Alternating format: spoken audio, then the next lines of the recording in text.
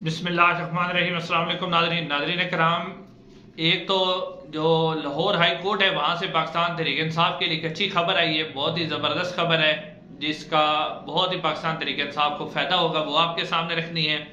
उसके अलावा नाज़रीन इमरान खान साहब की रिहाई के मुतल्लिक जो खबरें आ रही हैं, मुख्तलिफ सहाफ़ी दे रहे हैं कि उनकी रिहाई करीब है, उसकी क्या सूरत हाल है वो आपके सामने रखते हैं। और उसके अलावा राणा सनाउल्लाह साहब ने एक बहुत ही अहम स्टेटमेंट दी है,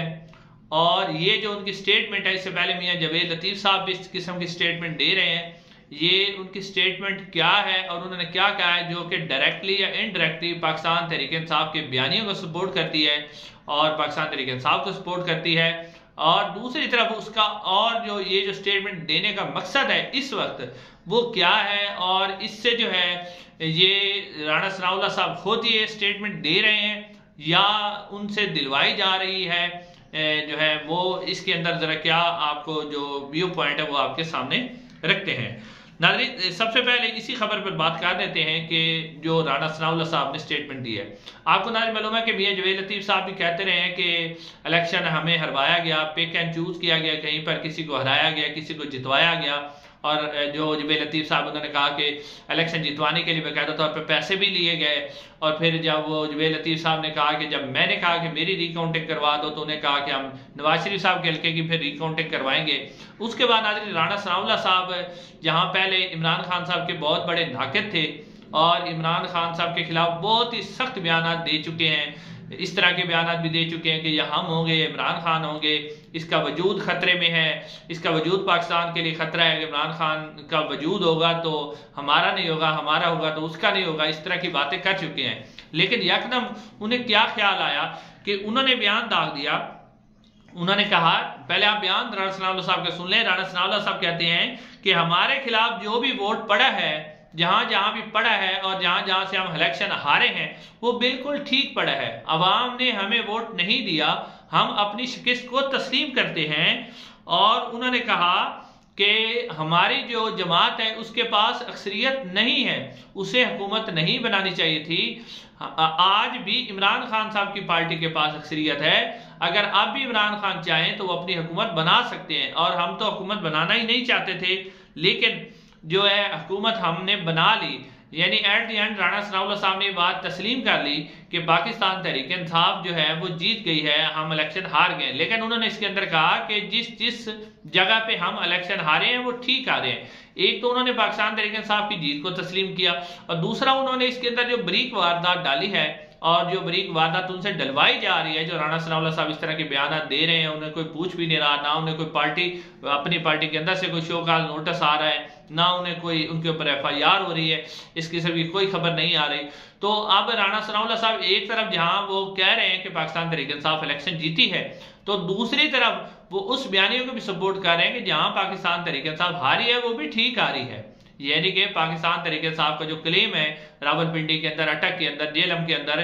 चकवाल के अंदर, लाहौर की कई नशिस्तें, मुल्तान की कई नशिस्तें, सियालकोट के अंदर के हमारे साथ धांधली की गई है, तो उसके ऊपर भी राणा सनाउल्लाह साहब एक किस्म के स्टैंप ला रहे हैं कि इलेक्शन बिल्कुल ठीक हुआ है, जहां पर हम हारे हैं हम अपनी शिकस्त तस्लीम करते हैं। और हम ये कह रहे हैं कि हमें अक्सरियत नहीं मिली, हम अकलियत में इमरान खान साहब को अक्सरियत मिली है। यानी वो दूसरी तरफ बरीक वारदात ये भी डाल रहे हैं कि इस इलेक्शन को बिल्कुल ठीक करार दे रहे हैं, मुनसफाना करा रहे हैं, फेयर इलेक्शन करार दे रहे हैं, एक स्टैंप लगा रहे हैं इसके ऊपर कि इलेक्शन फ्री एंड फेयर हुआ है। ये भी एक किस्म की चाल होती है जो चली जाती है, और बयान इस तरह के दिलवाए जाते हैं, मादी में भी ऐसे दिलवाए जाते हैं। अब स्टैब्लिशमेंट जो है वो शायद राणा सनाउल्लाह साहब से भी इस तरह के बयान दिलवा रही हो कि आप बयान दें कि हम जी हार गए और PTI जीत गई है, लेकिन क्योंकि इमरान खान साहब जो है वो किसी पार्टी से बात नहीं करना चाहते तो इसलिए हमने हुकूमत बना ली, जीत तो इमरान खान की पार्टी गई थी।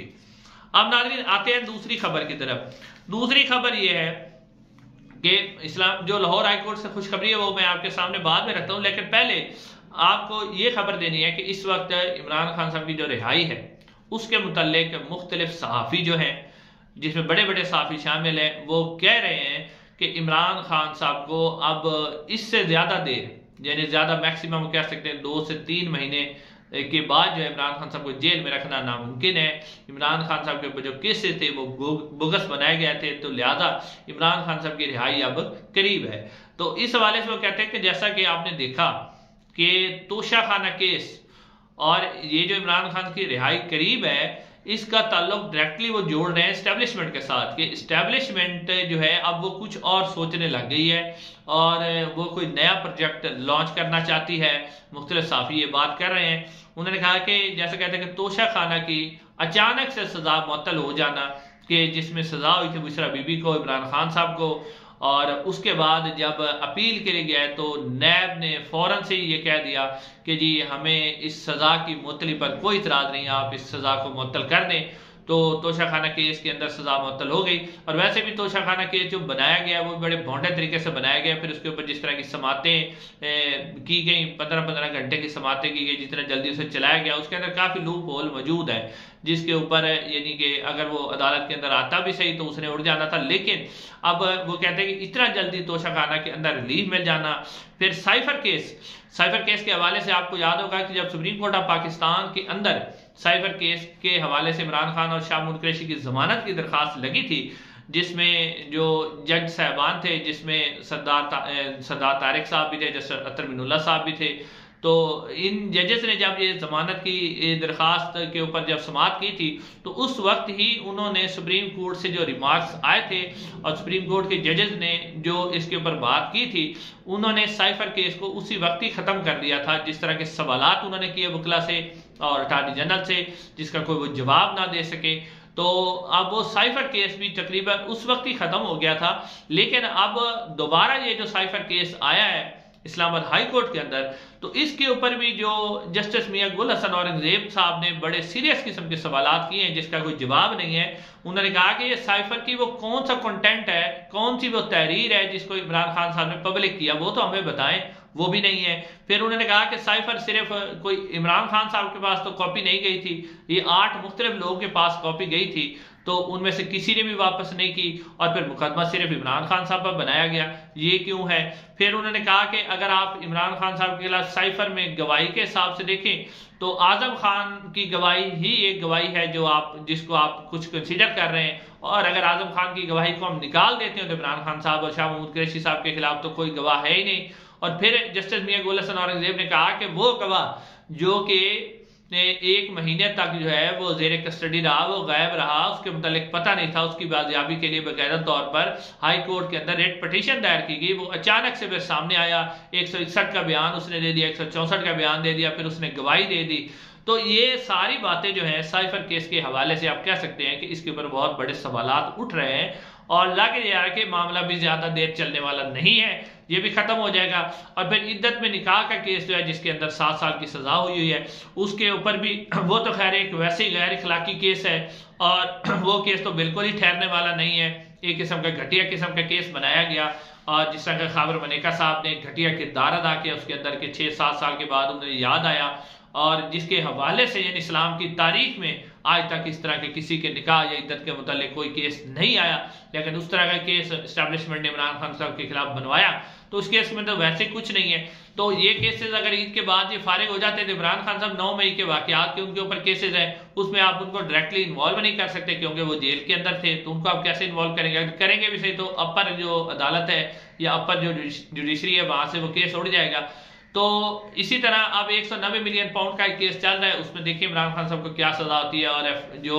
नैब है उसके अंदर क्या सबूत दे सकता है। लेकिन अब उनका ख्याल है कि जितने भी बड़े बड़े साफी हैं तजज़ियाकार, वो कह रहे हैं कि इमरान खान साहब की रिहाई जो है ना वो अब करीब है, और क्योंकि जो पीडीएम की 16 माह की कारकर्दगी वो बिल्कुल नाकाम कारकर्दगी थी, और अब नया प्रोजेक्ट जो लॉन्च किया गया ये भी उन्हें चलता हुआ नजर नहीं आ रहा। तो अब इस्टेब्लिशमेंट भी मुतबादिल ऑप्शन पर गौर कर रही है कि -+ इमरान खान करके कोई और नया निज़ाम लाया जाए। ये मुख्तलिफ साफ़ी जो है इसके ऊपर वो दावा कर रहे हैं अपना। अब ये आने वाला वक्त ही बताएगा, लेकिन जिस तरह के इमरान खान साहब के केसेस में अब जा रही है सूरत हाल, तो उससे लग रहा है कि इमरान खान साहब की रिहाई करीब है। अब नाज़रीन आखिर में आपके सामने वो खबर रखनी है कि जो पाकिस्तान तहरीक इंसाफ के लिए अच्छी खबर है। नाज़रीन इलेक्शन के हवाले से यानी इलेक्शन की धांधली के हवाले से जो ट्रिब्यूनल बनाए गए थे, इससे पहले जो चीफ जस्टिस